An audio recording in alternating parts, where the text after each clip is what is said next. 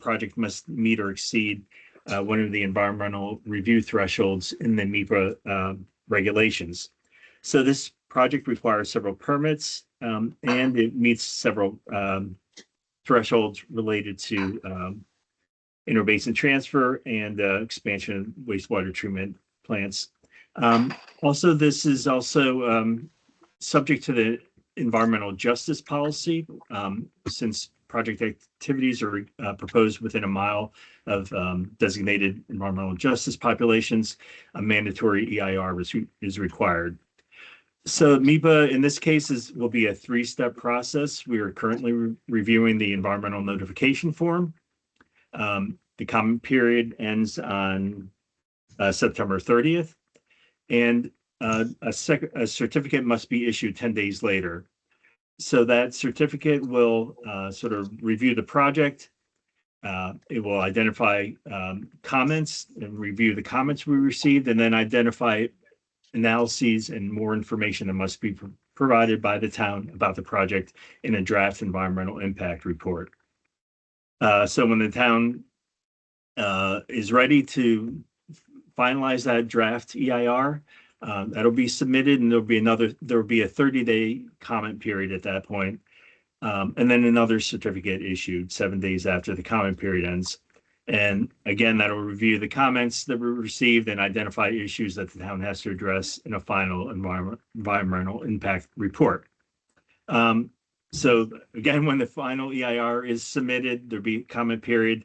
And at that point, the secretary would typically determine that there's no further review required at that point, and the project can go forward to permitting. There are, variations on that, but that's sort of the general pathway. So there'll be at least 3 documents prepared for the town, by the town, for public review for this project, and the comment period at each stage.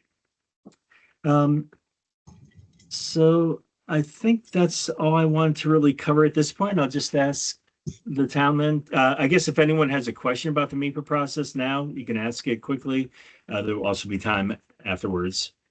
If there are no questions, then I'll just ask the town to make a presentation for us.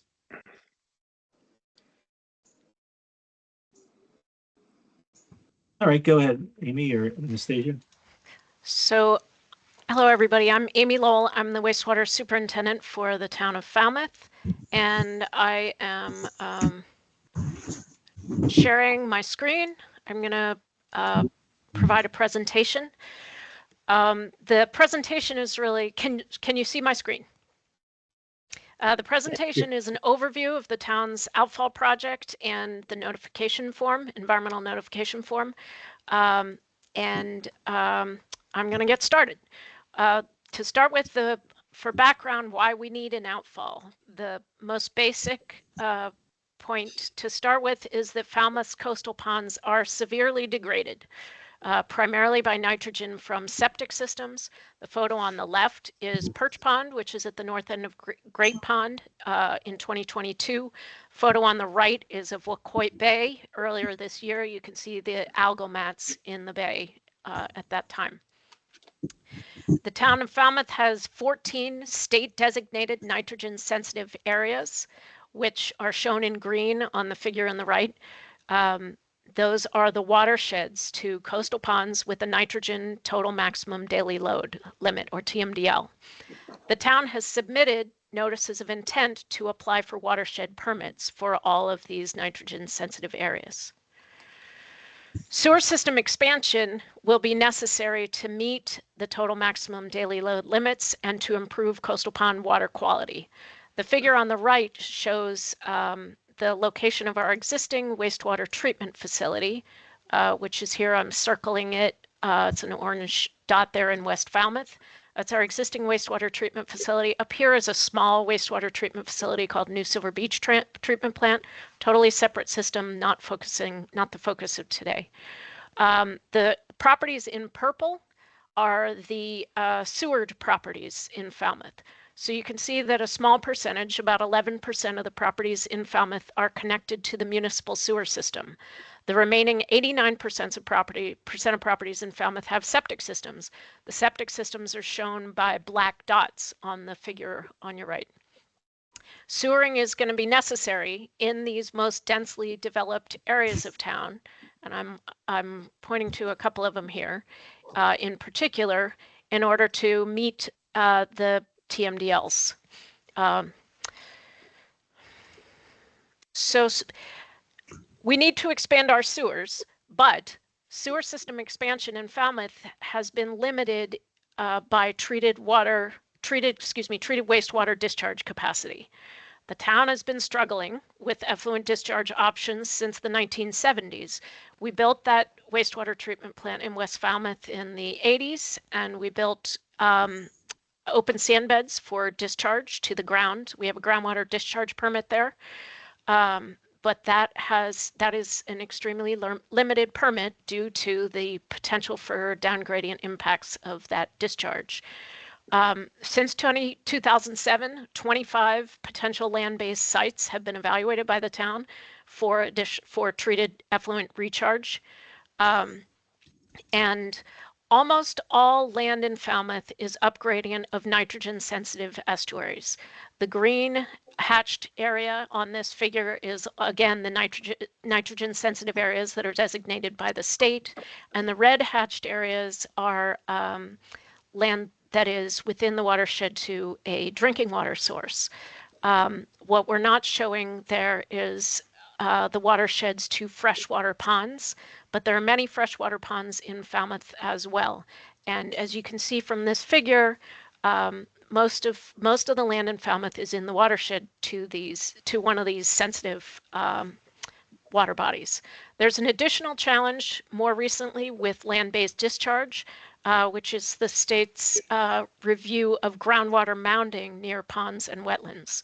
And this has made the expansion of groundwater discharge even more difficult. An outfall would provide sufficient discharge capacity to allow the town to expand sewers in areas like this and other densely developed areas to meet the TMDLs, the total maximum daily load limits for nitrogen in these coastal ponds. In addition, sewering these densely developed areas, treating the wastewater, and discharging it to an outfall will actually decrease nitrogen currently discharged to Nantucket Sound from Falmouth. As you can imagine, all the nitrogen from these septic systems is currently flowing into these coastal ponds and then out the mouths of the coastal ponds and into Nantucket Sound. So if we collect that and treat it and discharge it back into Nantucket Sound, we're actually reducing the nitrogen discharge from Falmouth to Nantucket Sound. This is a reminder of the beneficial impact of sewering. The town sewered around Little Pond in the Little Pond Sewer Project, which was completed in 2015, 2016. And this figure on the left shows Little Pond, and the areas on either side of that were sewered and connected to the sewer in 2016, 2017. LP2 is the threshold location in the Massachusetts Estuaries Project report for Little Pond, which means that the town's goal is to reduce nitrogen concentration at that location to a little more than 4 milligrams per liter of total nitrogen. The blue dots on this figure show the nitrogen concentration at that Sentinel station over time. So you can see the very nice downward trend of nitrogen concentrations at that Sentinel location in Little Pond associated with sewering. And you can see that it appears to be approaching the target nitrogen concentration, which is great news for our past project. So I wanted to provide a summary of the Outfall project itself. The Outfall project will involve a pipe route, an installation of a new pipe from the town's wastewater treatment facility up here. Do you see the red dot? Okay, yeah, so the wastewater treatment facility is up here. And the project involves a pipeline from that location down approximately 6 miles to the shore. That pipe would be installed in existing roadways and would, of course, have traffic impacts. Those impacts would be temporary, and the roads would be restored once the pipe is installed. The proposed outfall would involve discharge of tertiary treated wastewater. That wastewater would also be disinfected with ultraviolet light. The discharge design capacity is 3 million gallons a day on annual average. I will note that that is a future flow. Our current groundwater discharge permit is 710,000 gallons per day. So that's what the discharge to the outfall would start at approximately. But the idea is to permit it for 3 million gallons per day to allow the town to implement these additional sewer projects over time. The discharge location is shown with this star, and it's approximately 2,300 feet south of the south shore of Falmouth in Nantucket Sound. This is Kite Park in Falmouth Heights. Falmouth Heights is this neighborhood here. I did hear we have a number of folks from the Falmouth Heights Mara Vista Neighborhood Association in this meeting, and so this outfall location is offshore from Falmouth Heights. This outfall location is beyond the 20-foot water depth contour, so is beyond the eelgrass, which beyond that sensitive habitat. There will be diffusers on the outfall to disperse the discharge, and once the outfall is available, we plan to cease discharge to the ground at the main wastewater treatment facility in the watershed to West Falmouth Harbor and Buzzards Bay and Crocker Pond and other resources, and then expand sewer areas to meet our TMDLs for other ponds. The tidal, the current speed at the location where we're planning to discharge, where we're proposing to discharge, is significantly greater than the current speed at the other existing outfall locations, and then in fact greater than the current speed in most locations around Massachusetts. So this figure shows, but with color, the speed of the water in meters per second, the speed of the water in meters per second. And you can see that here the highest speed, the greatest speed is shown in yellow, and the lowest speed is shown in blue. So the areas with greatest speed are, of course, the Cape Cod Canal, and then here through Nantucket and Vineyard Sound as the water moves between Martha's Vineyard and Cape and the islands and the other islands. So at this discharge location into Nantucket Sound, we have significant current speed and tidal velocity, which means there's going to be a great deal of dispersion and mixing at that location. The environmental notification form introduces the project and the goals of the outfall for the town.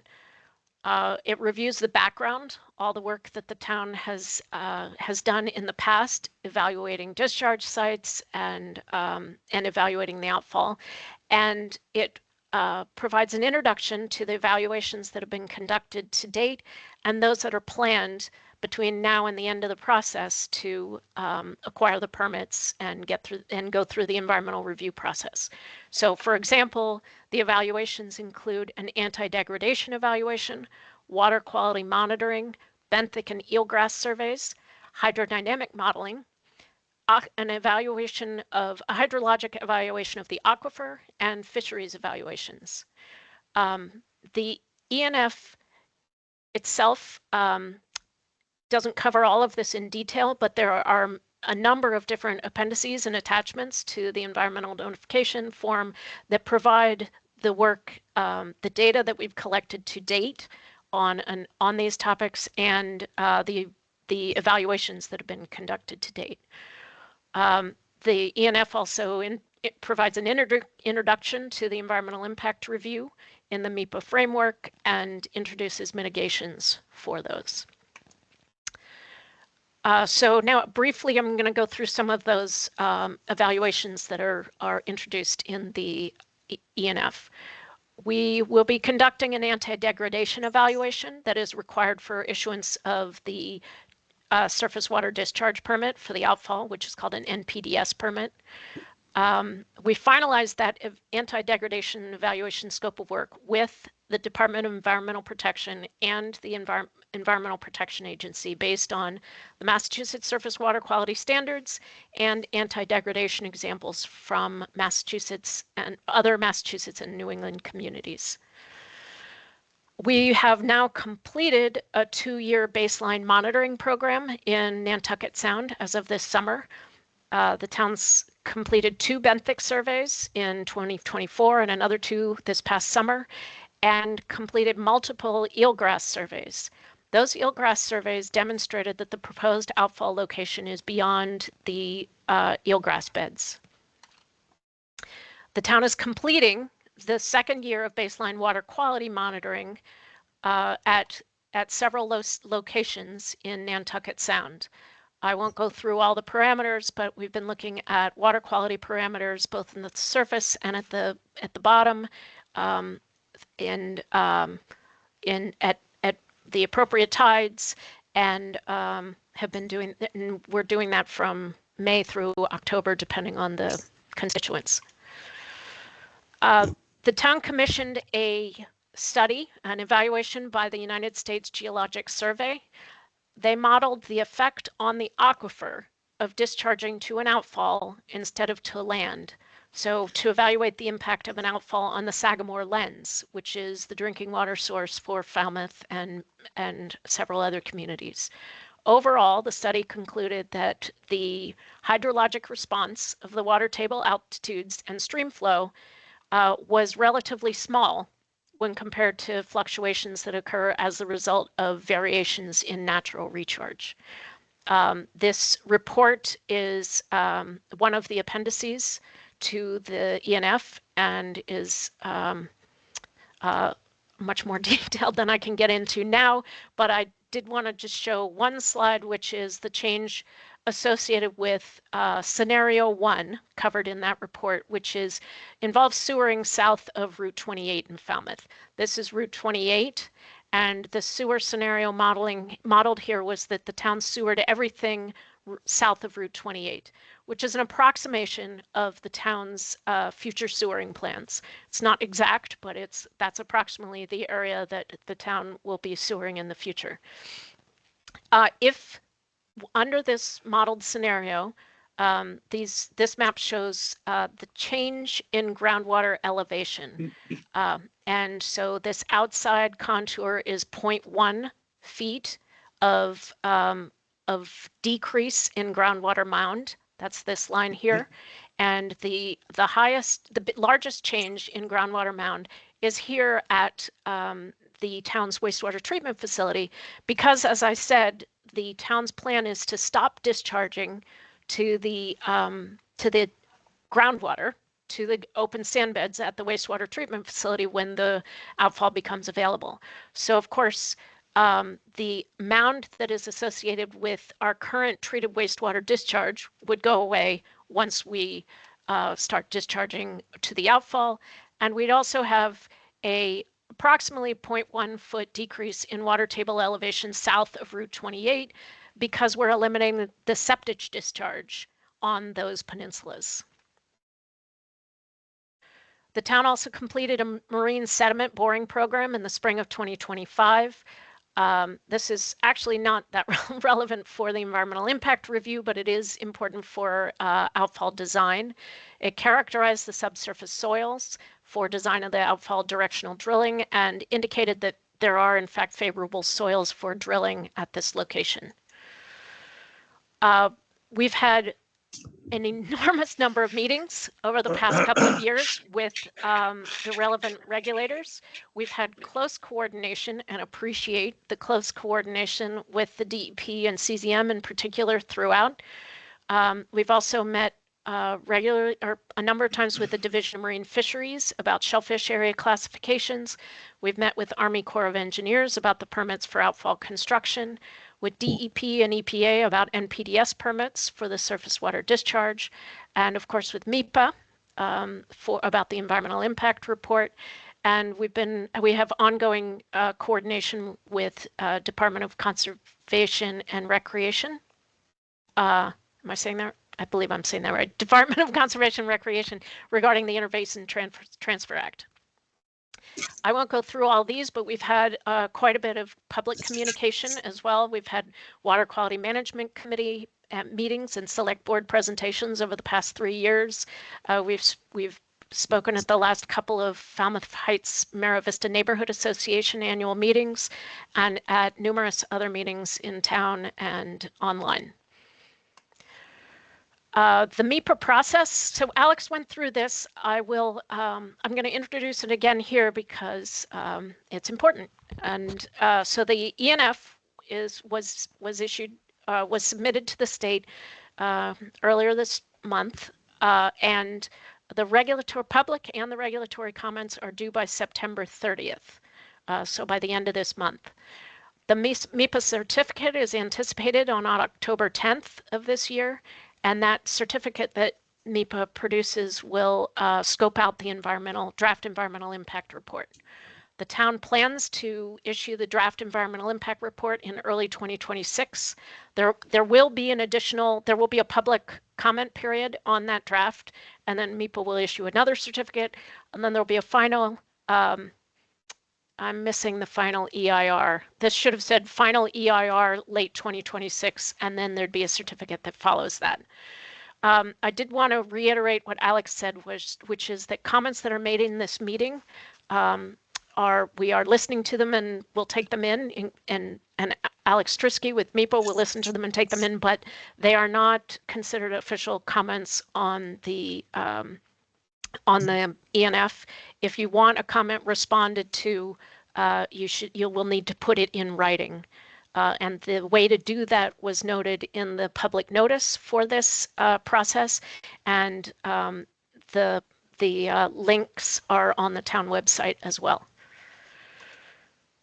The outfall directional drilling process will involve about 200 by 200 foot drilling area. We're planning on a fall-winter installation so that we will not be drilling during the peak season here in Falmouth. Falmouth's a very seasonal community. We plan to use 3-phase power to avoid generator usage and reduce noise during construction. The duration of the actual drilling operation is expected to be about 3 months. The staging area will be similar to staging for work that was completed in Falmouth this spring by Eversource. People who live here in Falmouth will remember that this spring Eversource set up and directionally drilled cables offshore, or directionally drilled conduit for cables to provide power to Martha's Vineyard. And it was an excellent example of what the staging will look like and what the impacts will be for the outfall drilling. So the mitigation, this is a photograph of the sound and visual barrier that was installed by Eversource's contractor for their drilling here off of Mill Road in Falmouth earlier this year. So we'll install barriers like that around the staging area for this project. Obviously, as stated before, we'd restrict the construction time frame so it's not in the summer, and we'll restore the area when complete. So this is a photograph of Kite Park, which is the planned staging area for the outfall drilling. We will restore the park to pre-construction condition after construction.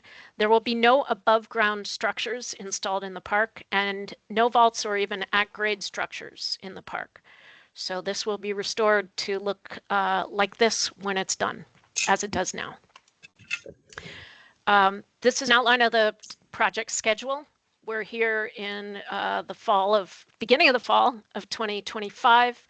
We have an appropriation for town meeting coming up this November to get through the EIR process and the outfall 30% design, which is needed for some of the permitting work. And we have future appropriations planned in April of 2027 and 28 for design and construction funds for the outfall. And then we are anticipating as I mentioned earlier, completing the MEPA process by the end of next year and completing the permitting, including the NPDS permits, by the end of 2027. Then proceeding with design and the funding process. And we're expecting the project to take approximately 3 years to complete. So we're expecting an early finish in 2031 and a late finish 2032. Just briefly about watershed management and financing. The town is requesting funds at the fall town meeting to develop a draft watershed management plan for all state designated nitrogen sensitive areas, which again are those watersheds to coastal ponds with TMDLs. The overall watershed management costs will be estimated in that plan, and the town will evaluate financing options and draft a financing plan over the next year or so to cover all of that. The watershed management plan will be the basis of the future watershed permit applications. Falmouth's plan to outfall will differ from other existing outfalls in Massachusetts.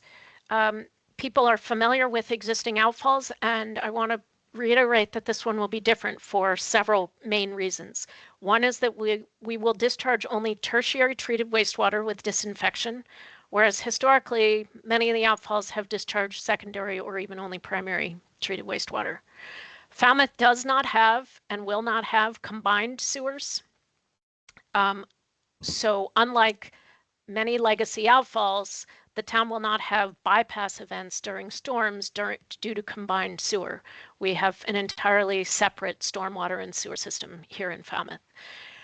Discharge will be to a location which is not only beyond sensitive eelgrass beds, but also which has a tidal velocity which exceeds that of any other outfall location I'm aware of in Massachusetts.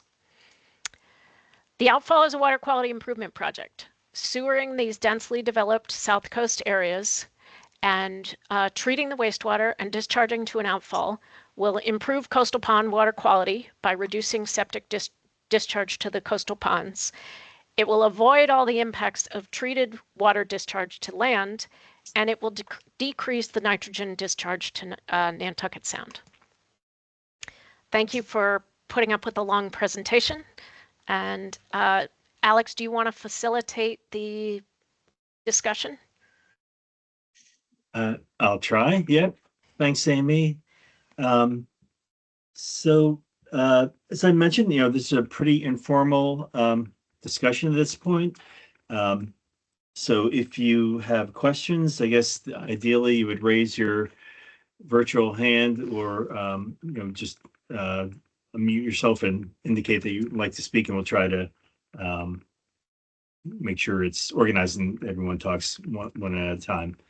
So anyone want to ask questions or make a comment?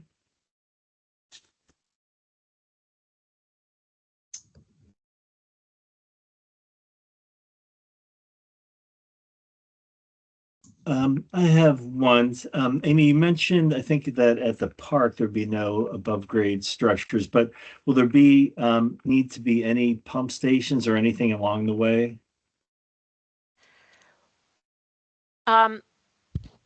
A final determination has not been made about that, but we believe that,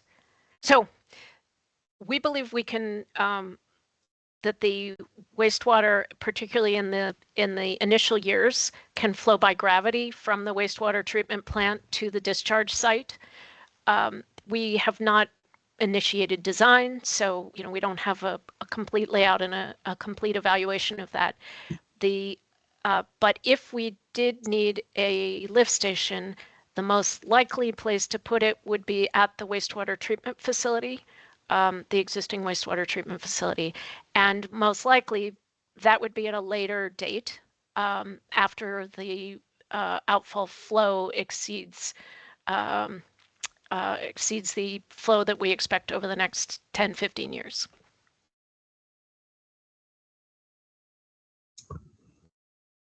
Great.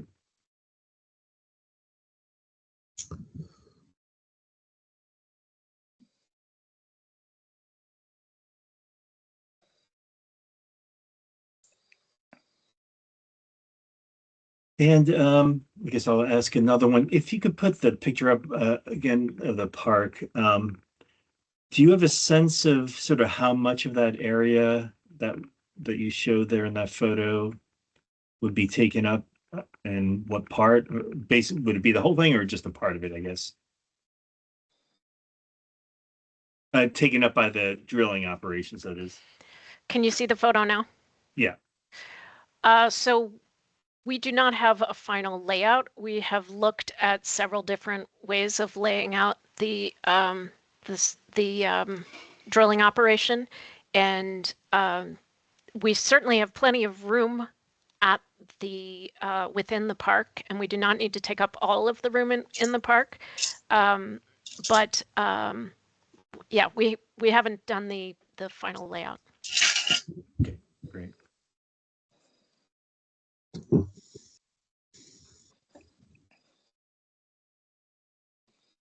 Alex, the Malkowitzes have their hand up. If Yeah. you're Sorry, I didn't say that. Thank you, Alan.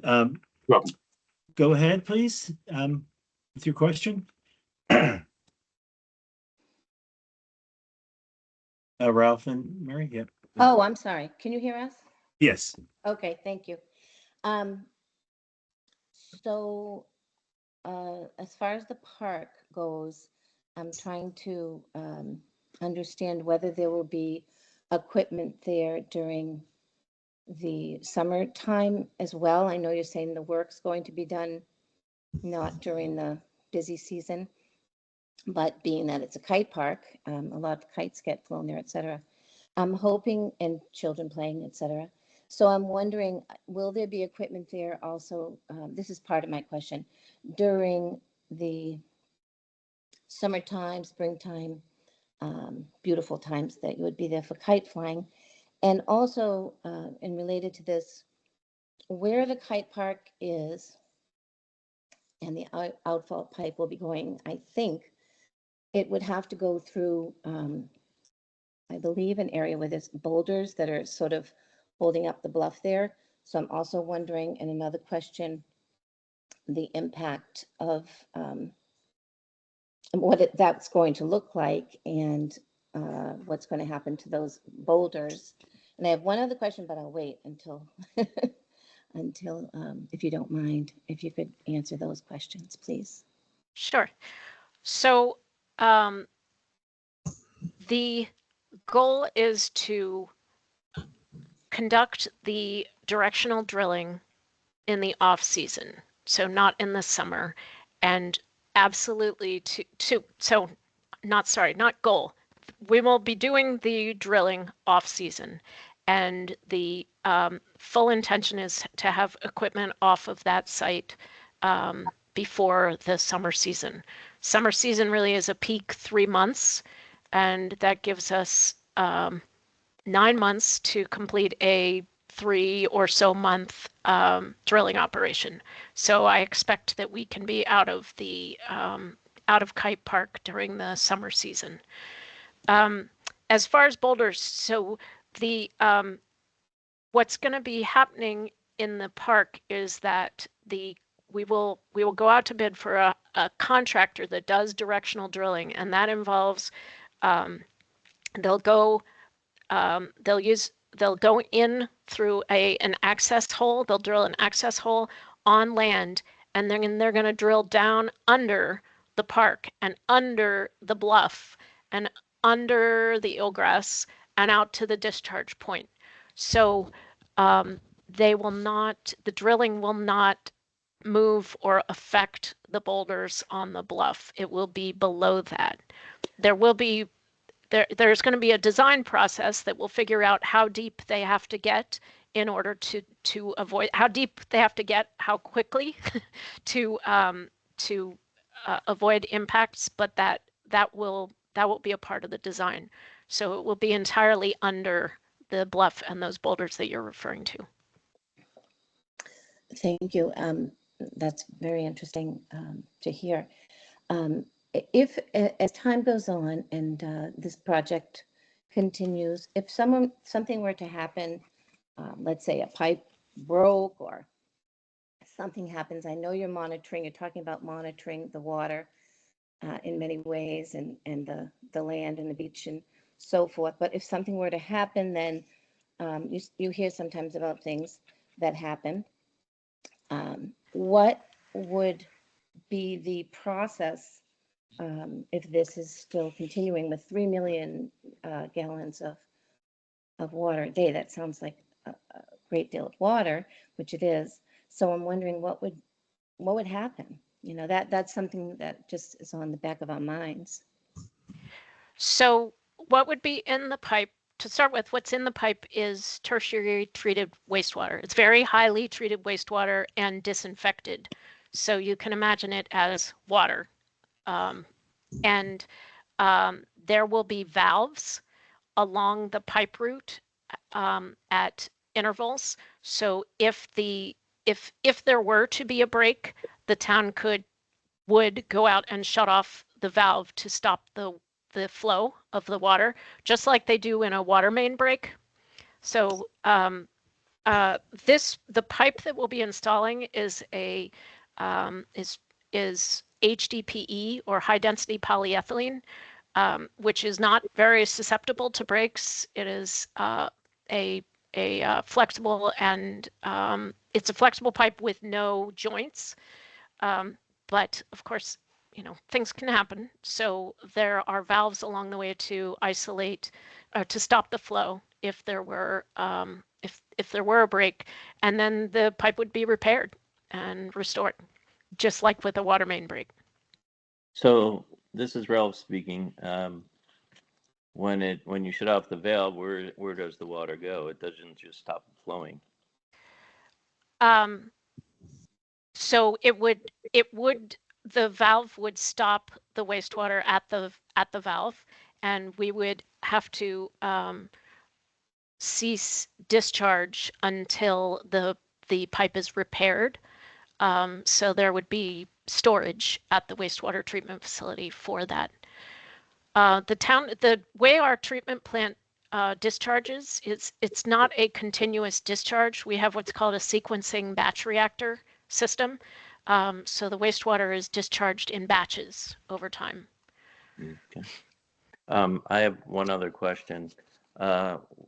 Was there any reason not going directly into Buzzards Bay? Yes, we did a lot. Our modeler did, and the town did a lot of evaluation. Initially, we started looking at Buzzards Bay because it is, of course, closest to the wastewater treatment facility. Right. It's only about a mile away instead of 6 miles away.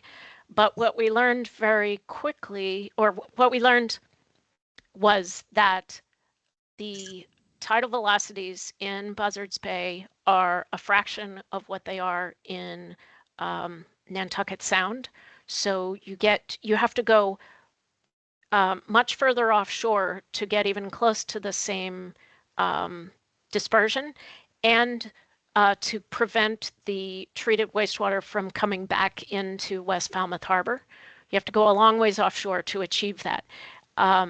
And you remember the figure I showed that showed the tidal, the current in Nantucket and Vineyard Sound compared to the current in Buzzards Bay.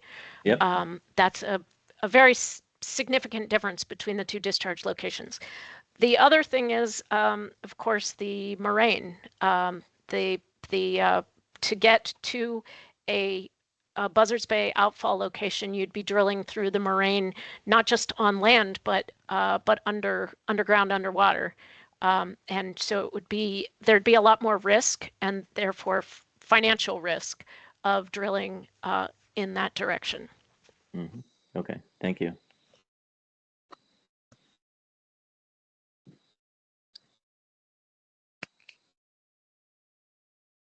I have a question. This is Christine. And I apologize if I missed this in your presentation, but would this allow for the Heights area to connect to sewer eventually?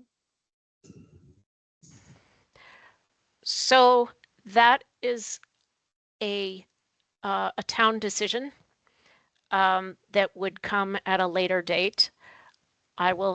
The town's priority at this point is to sewer the most densely developed areas that are contributing to the nitrogen impairment in the coastal ponds. And the remainder of Falmouth Heights does not do that. So if the town were to, so that is, honestly, that is a lower priority as far as meeting the town's nitrogen and water quality goals.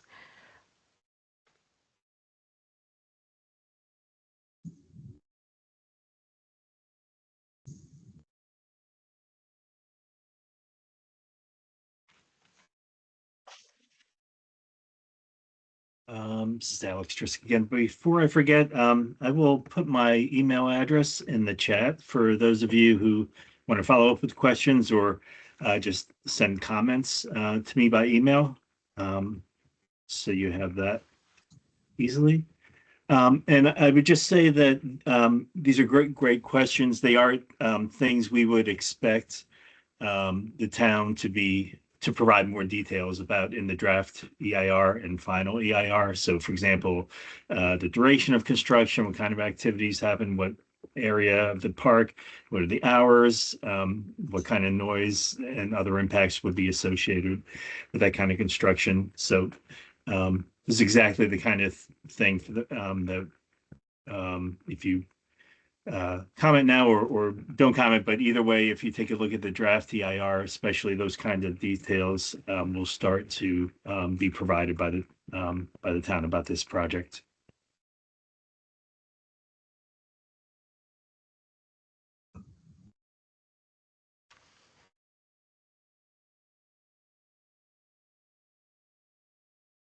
Any other questions? Looks like Leldon has his hand up. Oh, I'm sorry. Jonathan Hobel is before me, and I think Mr. Is it Malkowitz? I believe your hand is still up. Did you have another question, you or Marie, before we ask other questions? I think we put our hand up by accident, but Okay. but, All right, but just wanna I check. think I do, if you don't mind though, since you asked and I by accident put the hand up. So what about the beach itself? I know we're talking about tertiary treated water, et cetera, but are there any concerns about the beach itself?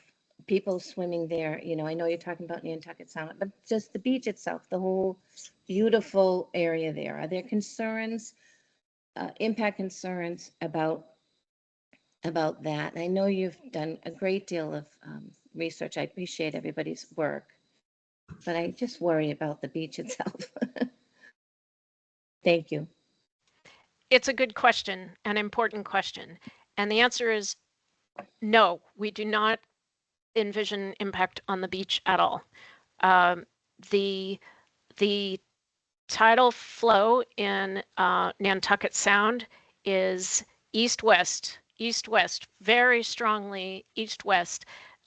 There is the component of the flow that is moving north-south, or, you know, and north would be back towards the beaches, is much smaller than the east-west component. And we have diffusers at the end of the discharge pipe to diffuse that discharge within the water column. And the modeling that we've done to date shows that we are more than far enough to prevent discharge from coming back towards shore. So that's the short answer to your question, but there will be much more discussion and evaluation of that over time. Thank you. Right. John, were you going to go first? Yeah, I'll go. John Hobel, DEP Southeast Region. Amy, I assume you're going to be the upland discharge portion of the pipe, the upland portion of the discharge pipe is going to be cut and cover, installed with cut and cover. Just curious on that. It won't be directional drilling for the most part. I believe so. Okay. But there are places that we may directionally drill. That is part of the planned engineering evaluation. For example, to go by gravity, we may want to look at drilling through a couple of hills and also may want to look at drilling through some intersections, but the vast majority of it will very likely be cut and cover. And just have you evaluated the material you're going to be using? I mean, just from experience, HDPE is very resilient. It's easy to work with, and just looking at that versus PVC or ductile iron. With ductile iron, with the HDPE and the PVC, you reduce the issues with corrosion, which has been problematic in the area. And then also, you don't have the joint issue when you have the when you use HDPE over PVC too. So I'm just curious on that. Why hasn't that been decided yet? So we are planning to use HDPE for the force main, high density polyethylene for the force main. Great.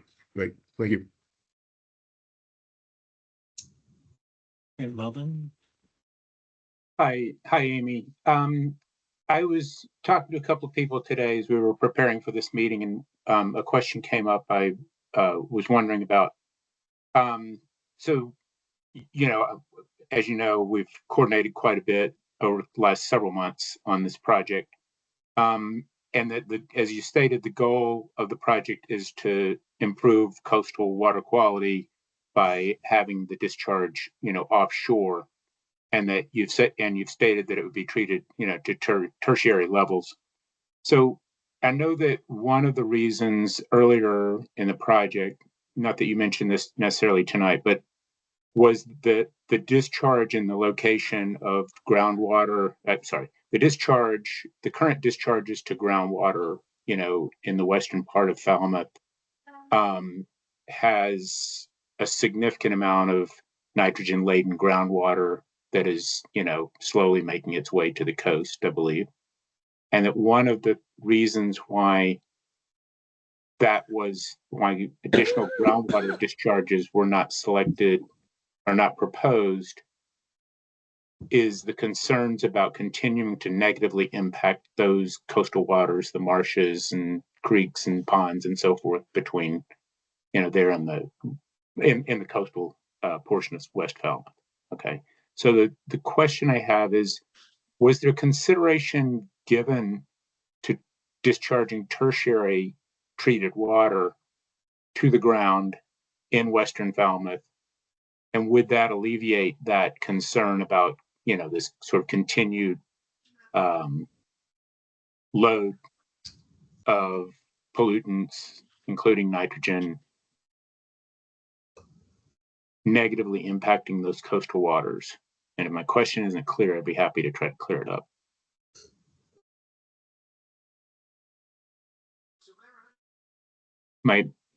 Did you follow the question? I do understand your question. Okay, thank you. Let's see. I guess I brought up this picture just because it shows where the existing plant is. It's not showing the discharge beds, but the discharge beds are here north of the wastewater treatment facility. So our wastewater treatment facility our current wastewater treatment facility provides tertiary treatment. Just a little bit of history,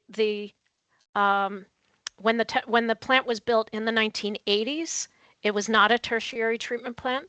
And so the plant was upgraded to tertiary in 2005. So there was 20 plus years of discharge of not very well treated wastewater in the West Falmouth Harbor watershed. So for those who don't know, this is West Falmouth Harbor, and our discharge is in the watershed to West Falmouth Harbor. So that led to declines in water quality in West Falmouth Harbor, from which it has not yet recovered. So the town in 2005 upgraded the wastewater treatment facility to tertiary, have sequencing batch reactors followed by denitrification filters followed by the UV. And that is a dramatic improvement.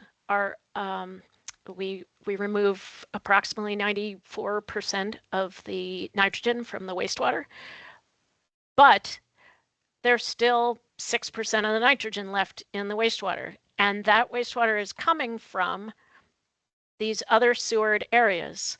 So Woods Hole and Falmouth Heights, Mara Vista, Main Street, High School, we're importing that nitrogen from outside of the West Falmouth Harbor watershed and discharging it in the West Falmouth Harbor watershed. So even though we're treating to a very high level, we're still adding nitrogen to West Falmouth Harbor's watershed that is coming from outside. And the same problem comes up when we look at any other groundwater discharge location in Falmouth. We looked, one of our discharge locations is approximately here. And if we discharge there, even if we treat the wastewater very highly, if we collect wastewater from a larger area and then discharge it, I'm sorry, it's right here. Yeah.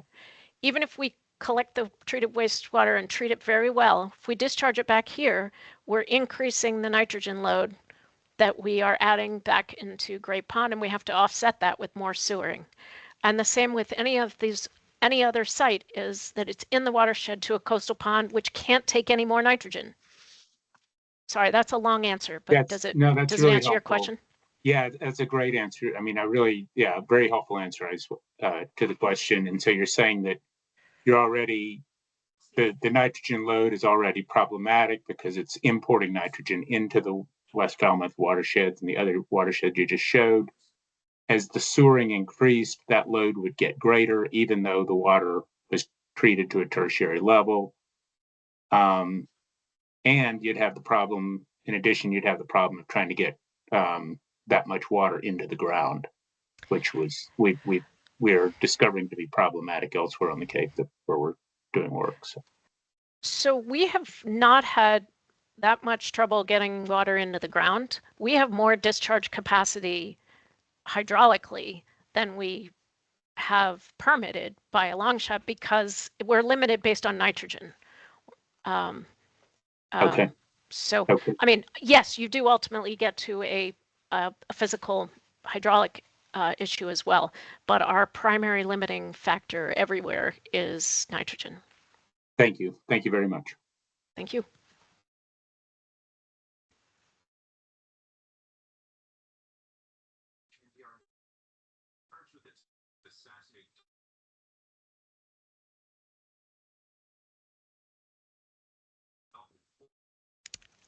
Does Christine, do you have a question?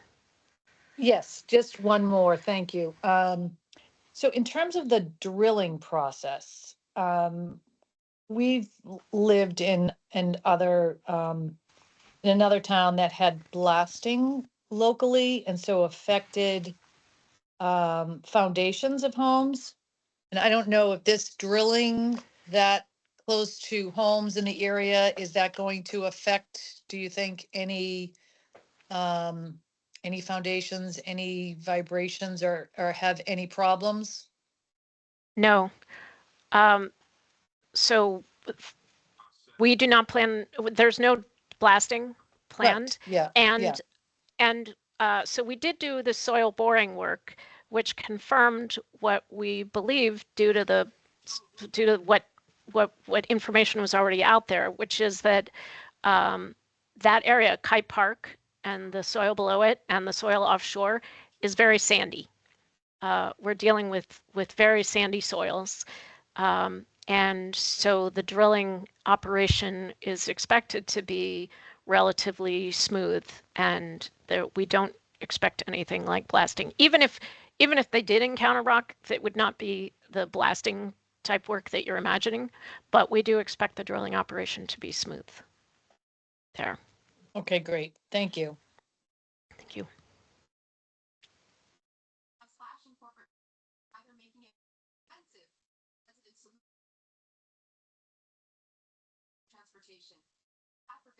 Any other questions?